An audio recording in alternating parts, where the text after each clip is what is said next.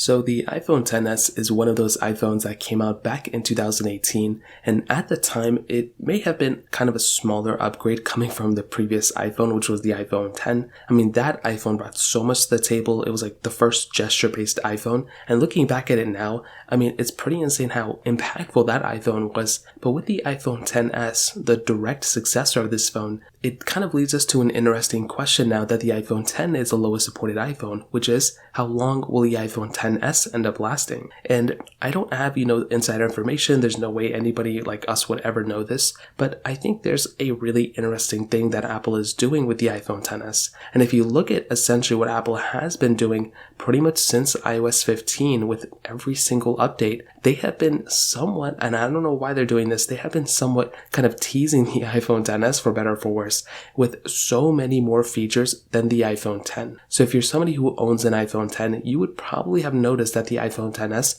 has gotten way more features on iOS 15 and on iOS 16 than the iPhone X, which is weird because those iPhones are way more similar than not. They have the same, they have the same type of design, same type of everything. The only difference is iPhone XS has an extra gigabyte of RAM, has a newer chipset, but if you look at the iPhone XR, that iPhone also got way more features than the iPhone X on iOS 16 and on iOS 15, and that iPhone has the same amount of RAM as the iPhone X. So when I look at the iPhone XS, I feel like Apple is kind of positioning this phone into actually probably ending up being a longer lasting phone by quite a bit of time than the iPhone X. So what I mean by this is, I think with the iPhone XS, because it's one of those series of iPhones that Apple's kind of discontinued, I think this is probably going to last almost as long as the iPhone 6S ended up lasting, and maybe even the iPhone 5S as well. I mean, if you think about it, the iPhone 5S, I think, got an update this year as well. That is one of the longest lasting iPhones. The iPhone 6S was also a very, very long lasting iPhone as well. So this would essentially be no different. Apple would go ahead and pretty much just keep supporting the iPhone XS